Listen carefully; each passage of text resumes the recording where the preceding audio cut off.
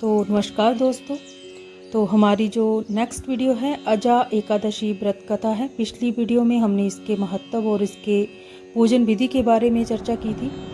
तो अजा एकादशी व्रत कथा जो है धार्मिक शास्त्रों के अनुसार भाद्रपद मास में अजा और परवर्तनी एकादशी पड़ती है। इस एकादशी का बड़ा ही महत्व माना गया है। अजा एकादशी व्रत करने से पुत्र पर कोई संकट नहीं आता और गरीबी दरिद्रता दूर हो जाती है। इतना ही नहीं, खोया हुआ सब कुछ पुनः प्राप्त हो जाता है। हिंदू धर्म में एकादशी तिथि का विशेष महत्व माना गया है। भाद्रपद मास की ये एकादशी अजा एकादशी के नाम से जनमानस में प्रचलित है।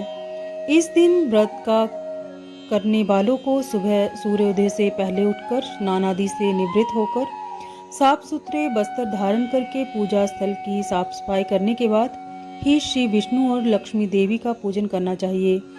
धार्मिक मान्यता के अनुसार इस व्रत को करने वाला व्यक्ति अंत में सभी सुखों को भोगकर अंत में विष्णु लोक को चला जाता है। भाद्रपद कृष्ण पक्ष में आने वाली ये एकादशी समस्त पापों का नाश करने वाली तथा अश्वमेध यज्ञ का फल देने वाली है। इस दिन विधि विधान पूजन के पश्चात व्रत कथा पढ़नी तथा सुननी चाहिए। निराहार व्रत रखकर शाम को फलाहार करके करना चाहिए। अजा एकादशी व्रत कथा ऐसा कहा जाता है कि राजा हरिश्चंद्र अपनी सत्यनिष्ठा और ईमानदारी के लिए जाने जाते थे। एक बार देवताओं ने इनकी परीक्षा लेने की योजना बनाई। राजा ने स्वप्न में देखा कि ऋषि विश्वामित्र को उन्होंने अपना जो राजपाट है दान कर दिया है।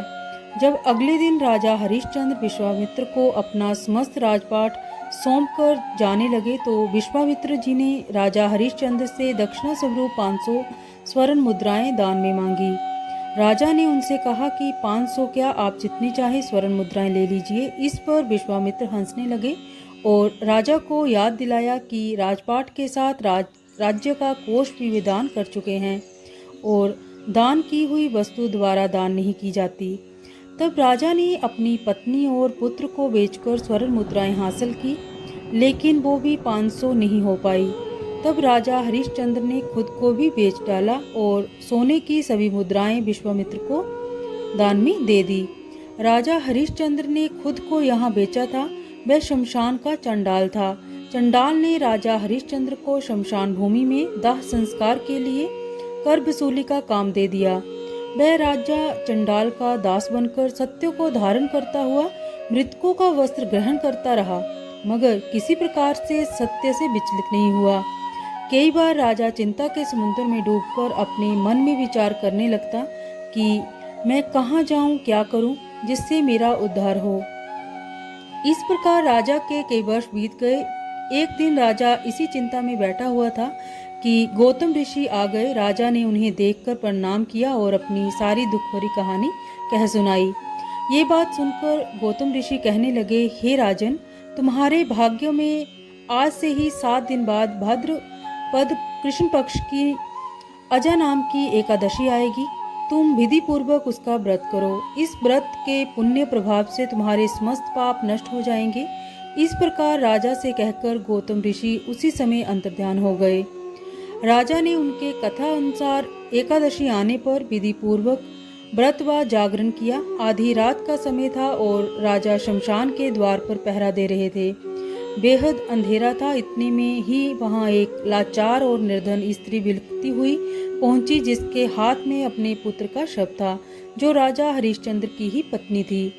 राजा हरिश्चंद्र ने अपने धर्म का पालन करते हुए पत्नी से भी पुत्र के दाह संस्कार हेतु कर मांगा। पत्नी के पास कर चुकाने के लिए धन नहीं था, इसीलिए उसने अपनी साड़ी का आधा हिस्सा फाड़कर राजा को दे दिया। उसी समय भगवान प्रकट हुए और उन्होंने राजा से कहा, हे हरिश्चंद्र, इस संसार में तुमने सत्य को जीवन में धारण करने का उच्चतम आदर्श स्थापित किया है। तुम्हारी कर्तव्य निष्ठा महान है। तुम इतिहास में अमर रहोगे। इतने में ही राजा का बेटा रोहिताश जीवित हो उठा। व्रत के प्रभाव से राजा को पुनः राज्य मिल गया। ईश्वर की अनुमति से विश्वामित्र जी ने हरिश्चंद्र को राजपाट उन्हें वापस लौटा दिया। अंत में वे अपने परिवार सहित स्वर्गलोक चले गए। ये सब अजा एकादशी के प्रभाव से ही हुआ। अतः जो मनुष्य यत्न के साथ विधि पूर्वक इस व्रत को करते हुए रात्रि जागरण करते हैं, उनके समस्त पाप नष्ट होकर अंत में वे स्वर्गलोक को प्राप्त होते हैं। इस एकादशी की कथा सुनने मात्र से अश्वमेध यज्ञ का फल प्राप्त होता है, पुत्र पर आया संकट दूर होता है तथा दरिद्रता नष्ट होती है। अजा एकादशी भगवान विष्णु जी को अति प्रिय है, इसीलिए इस एकादशी का व्रत रखने से भगवान विष्णु और साथ में माँ लक्ष्मी का आशीर्वाद प्राप्त होता है। इसे अन्नदा एकादशी के नाम से भी जाना जाता है। तो ये थी आज की हमारी वीडियो अजा एकादशी व्रत कथा। अगर आपको ये वीडियो अच्छी लगी तो आप इस वीडियो को अपने फैमिली मेम्बर के साथ, फ्रेंड्स के साथ शेयर भी कर सकते हैं।